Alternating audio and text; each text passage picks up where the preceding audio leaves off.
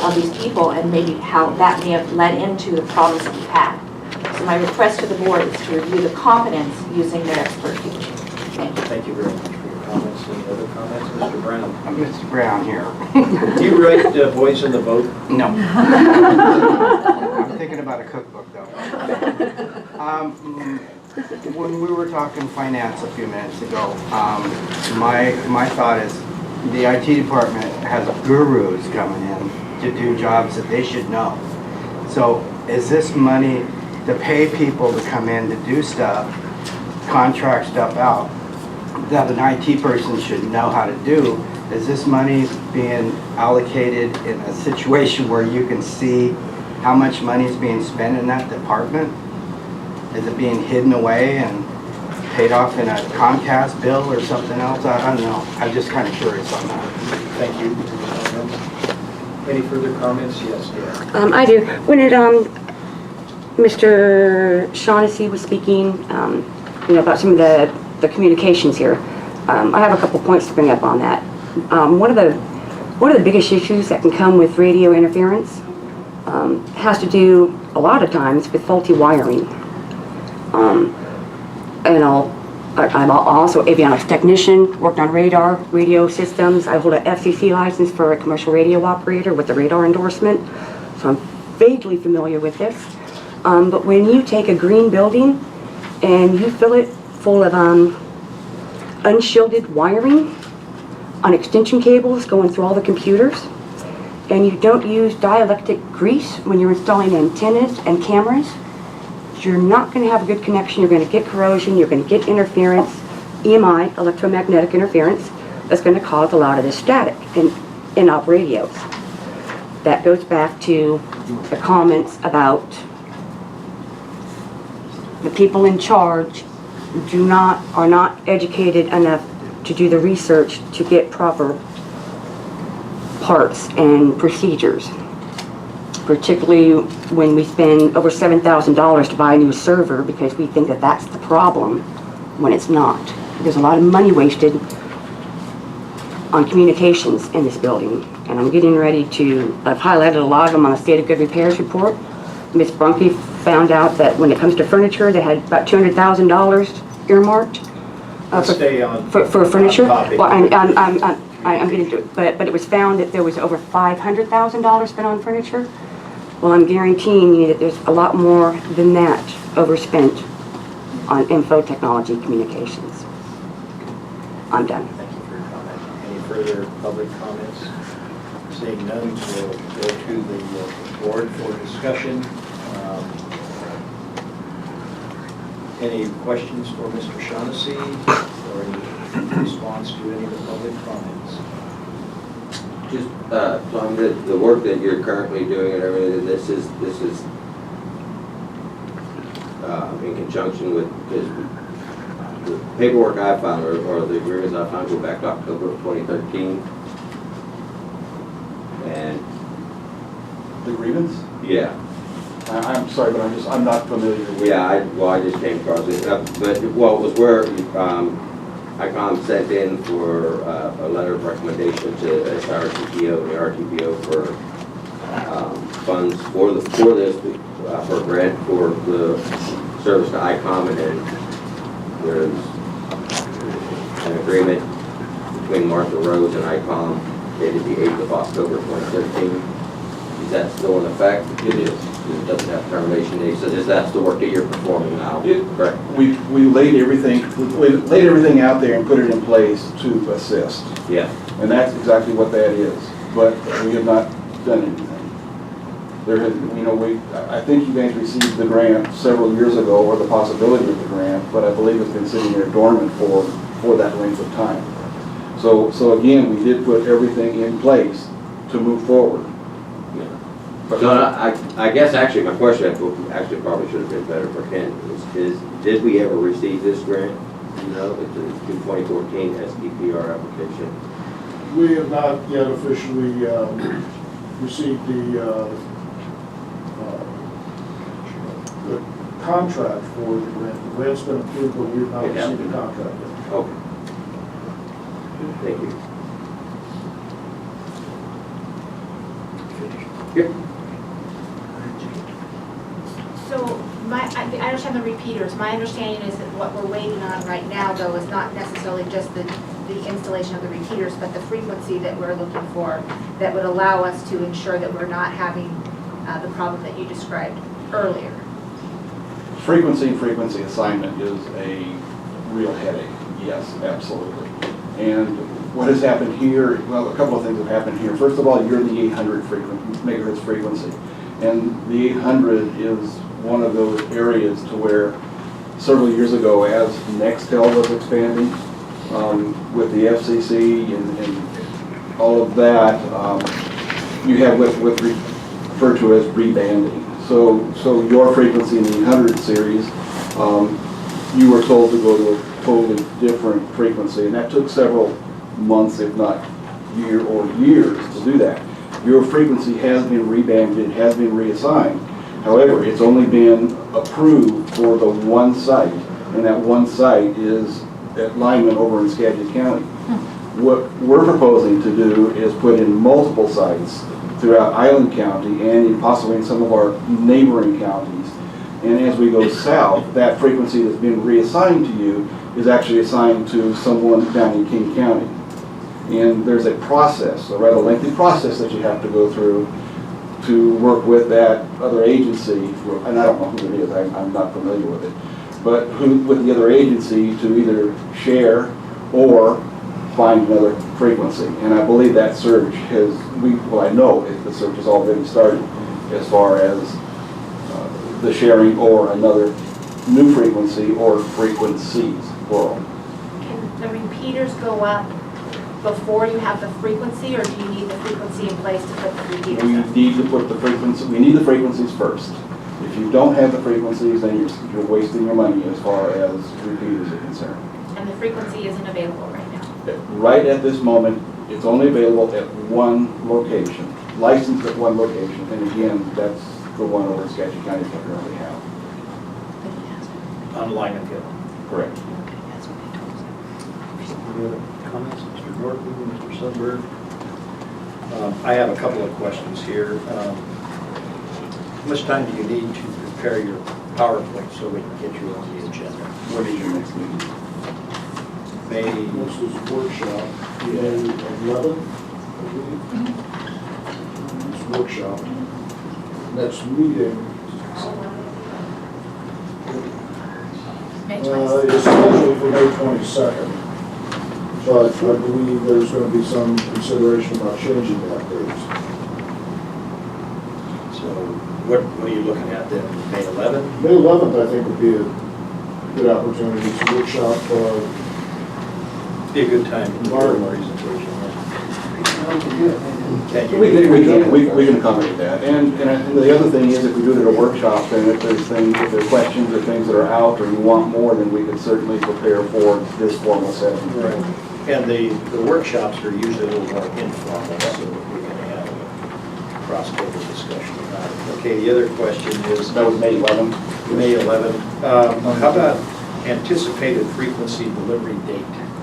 That is a difficult, if not impossible, question to Reach answer. in your calendar and fill out. Hey, I'm not even going there. Sorry. That it's, it's FCC, it's neighboring agencies, it's quite a short. I mean, on the outside, do you think we're looking at a year away? I would hope not. No, we should be much, much quicker than that. The problem, if it was a VHF license, if it was a UHF, that would be totally different. But being in the 800 spectrum, it really complicates the issue. And I have one here. In your opinion, is there anything that we possibly do to make the services in an emergency situation better at the current time? Not with the way you're currently licensed. I might add too that we discussed this with Public Works Director at Island County at a workshop the other day, and he mentioned that if there were like a major emergency in the county or whatever, his frequencies that he has, an emergency frequency, that obviously, Public Works would step up to that and, radios if necessary, if I believe is what Bill said, something to that effect, or let them use their radios. What we would, had asked Public Works is if, in an emergency situation, if transit could have access to their frequency, and what the answer back was that they'd have to be licensed on that frequency, so it's not a frequency that Public Works and transit could share. Because my thought was, hey, let's solve two problems with $1, but that apparently it's structured so that you get to pay twice. Good for their business model, I guess. But that in a real emergency situation, like a tsunami, that everybody will be coordinated in a way that they would have communication. Well, the problem is technology. And with Public Works, for instance, they're in the 450 range. Again, transit is in the 800 range.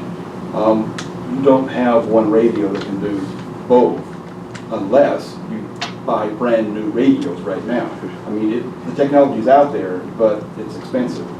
And with what you have currently sitting here in transit, it's the 800, that's all they can do. Public Works is the same way. They can only go in that 400 range. Fire is the same way. But so the only way to really accomplish that would be to have a UHF radio, Public Works radio, and an 800 in the same vehicle or portables or what have you. I mean, there's equipment that actually patches, and the equipment at ICOM, our consoles at ICOM, can actually accommodate that.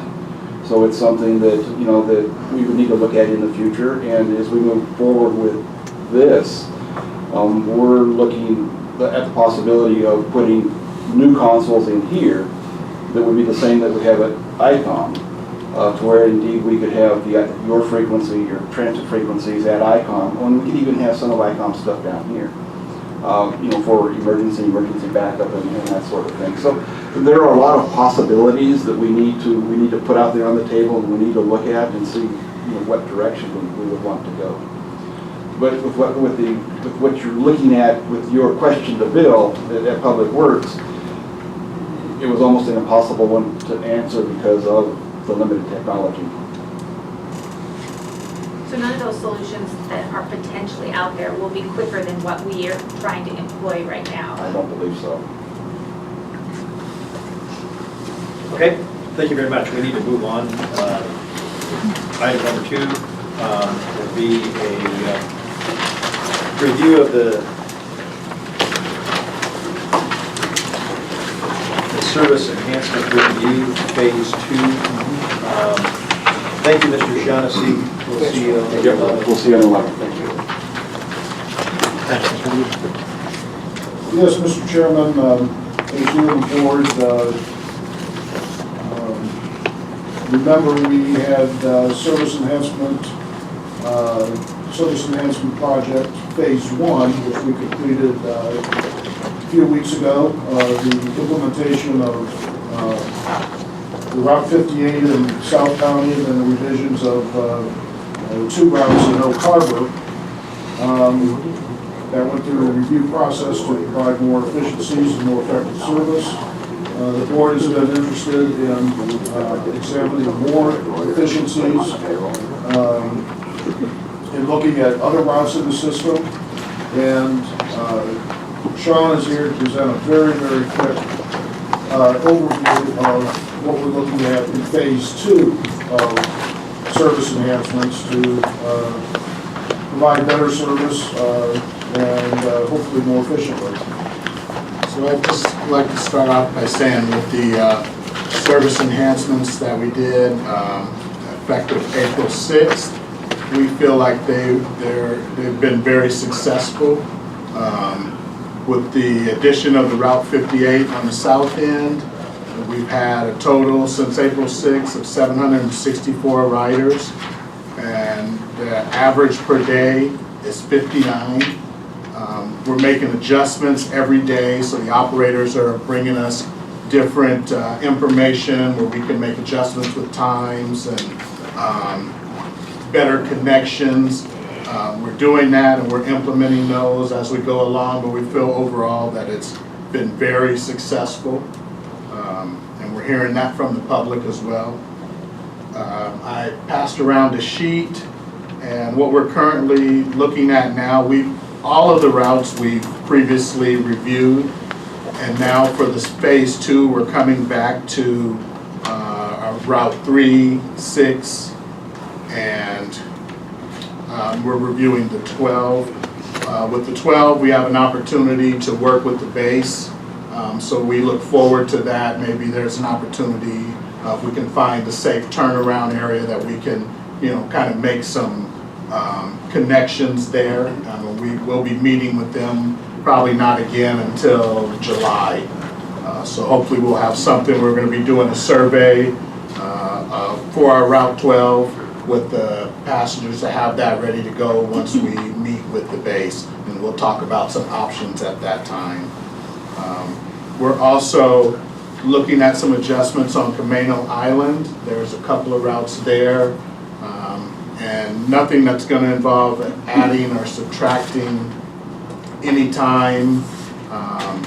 There are some things that we're currently doing on request that we could possibly do more so, or put it in the schedule instead of waiting for the request, because it seems like we're doing it almost every time anyway.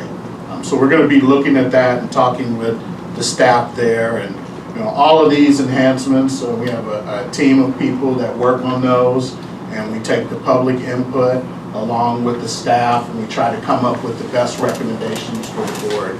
So we look forward to giving you more information here in the near future.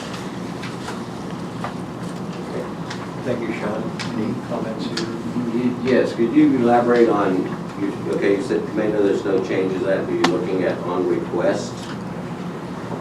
Yeah, so there's a couple of things that we do that someone can call in and say, hey, can you come by the plaza? And maybe we're on the highway going right past the plaza as it's scheduled, but if someone calls in to request that service, then we'll pull in there to get them. And we're doing that so often that we want to kind of toss around. Maybe that's something we'll look at as putting on the route of going through there, because we have so many people that request that. Okay. So it's not they're calling and you're sending out a special bus? No. What route number is that? For Camino, that's between the east and the west route, and I know I can get you that information. I'm not sure which one that is. That's not listed on this sheet here. That's all I need. Public comments. We made a commitment to have public comments for each agenda item. Anyone wishing to comment on this topic, please do so now. Hearing none. Your hand is up too late, Gail. With just a question when it comes to actually both the Langley Area 5-8 and the Camino 411C type of area.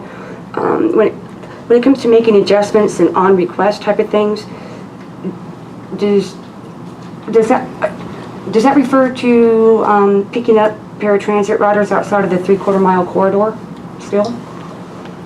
We'll allow staff to comment on that as soon as we close the public comment period. Any other questions or comments?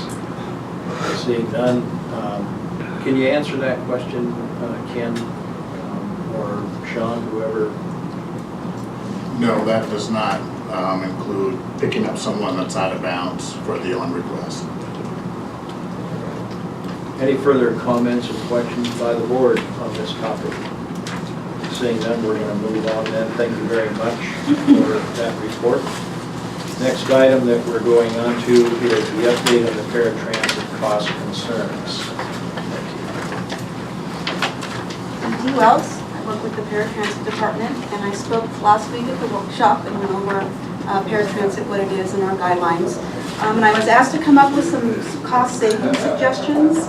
I spoke quite extensively about the new conditional eligibility assessment that I started, and what I would ask is that if I be allowed to do recertifications early on those people who may be certified now through 2016 or 2017 unconditionally, if I can go back and recertify them using the new process to see if they also could be conditionally eligible. Other agencies do it. WTA reserves the right to reevaluate eligibility decisions prior to that date. The FTA, their only concern is that the recertification process not be burdensome. So even if I'm recertifying them early, I'm going to them, I'm going at a time of their convenience. It takes about an hour. I don't think that that would be considered burdensome by the FTA. So I would ask permission to be able to start doing that rather than waiting for them to cycle out over the next 2 to 3 years and not be able to see that potential cost savings there. Also, it's fair and it's consistent. Everyone who's writing para should go through the same process for eligibility. So that's my recommendation for that.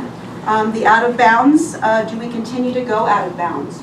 We have done it forever. We're only required to go 3/4 of a mile, but anyone out of bounds, we've told them we will accommodate you on a time, space, availability.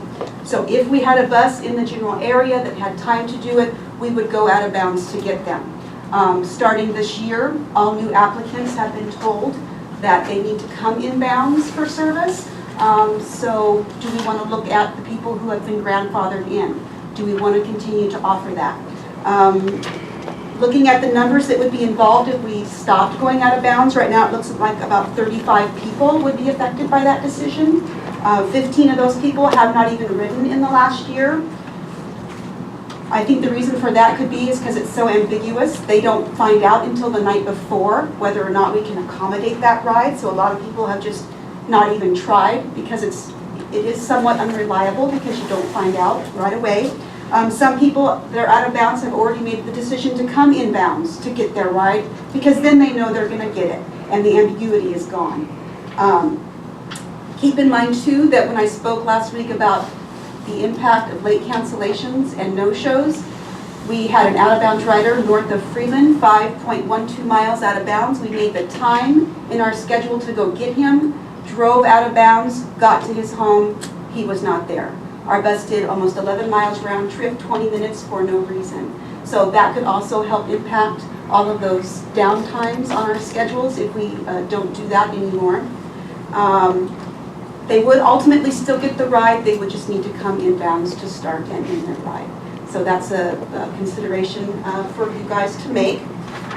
Regarding fares, I know that word is being thrown around, are we going to do fares or not? Ultimately, it would help offset some of the operating costs, not all of them. But what we are allowed to do for para is we can charge up to twice the regular fixed rate fare. For those out of bounds riders, if we make the decision not to go out of bounds, beyond 3/4 of a mile, it is no longer under the ADA guidelines. It's now a specialized service. We can determine what that fare is going to be. So we can make it economically appropriate for us now to go out of bounds for you and pick you up at your home, but it wouldn't be at so much of a cost loss for us. Other agencies offer incentives. If you don't do any late cancels or no-shows, we're going to give you a free voucher. That would also help bring down that number, I think, of all the cancellations and no-shows that we have. Hey, I could earn a free ride if I don't, do this a particular number of times per month. I know I've been at meetings where other counties have nonprofit agencies that get grant money that can help offset some travel costs if we go to fairs. I don't know if it's maybe the Opportunity Council that could proceed to try that, or maybe DSHS, but they can get hopefully some grant money to offset that. Now, anyone on para would automatically qualify for a 50% discount on the fixed route. That might help some of these higher functioning para riders make the decision to use the fixed route instead of utilizing para because it is going to be cheaper for them. And I also think that it will help make riders a little bit more selective with their trips. If there is a charge for it, they might think ahead and not book to go to SARS 5 times in a week. Maybe they'll combine their shopping and only go once or twice. So that's something to think about on fares. Those would be my suggestions if anyone has any questions. I'll open this item to the floor for public comments. Any public comment? We're still talking about communications, Gail. We'll get to that one later. I'm going to go to her. She raised her hand. Just a couple things to be aware of. As per the FTA and ADA, you can't go out of bounds past that 3/4 of a mile corridor of a fixed route. If you do it only for disabled people and not the general public, then it's considered complimentary service, and that falls under a different category. But you can't deviate from that route, specifically when there is no route to be, to go off of. That's a biggie.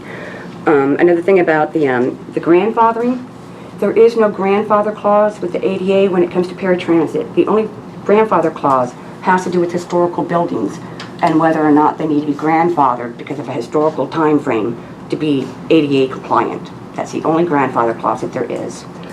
And when it comes to fares, you can charge up to, less than twice the amount of the regular fare. Well, when the regular fare is fare free, 2 times 0 is 0. So you can't charge paratransit a fee when it's still a fare free system. Any further comment? Thank you, Ms. Charlotte Howard. I think fare free is actually the backbone of what's great about Island Transit system. It creates an atmosphere with our drivers, with our hosts and hostesses. It creates an atmosphere in our riders where they're grateful. And I think it's a wonderful thing, and I would hate to see that go away.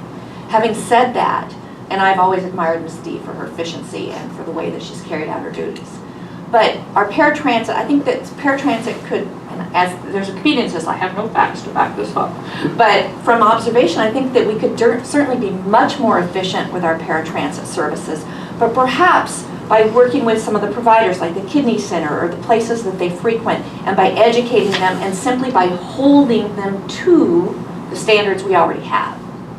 I think there is waste in our paratransit system with empty buses and cancellations, but I think that if we just had the cojones to hold to a line and then try to educate them and educate their providers, that a lot of savings could happen that way.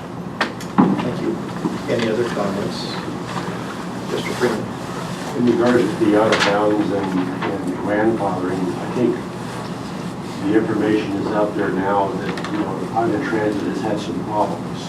This would be the perfect opportunity to make everything uniform, and no grandfathers, because they know, I think it's perfect time to have the same rules. Thank you, Mr. Freeman. Any further?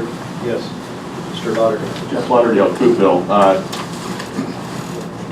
Understanding the presentation that was given last week, the ADA's requirement is to make sure that individuals that are disabled or elderly or somehow incapable of getting to and using the regular bus lines is what drives paratransit.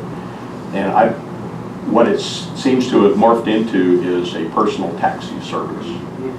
My suggestion that I hope you'll consider is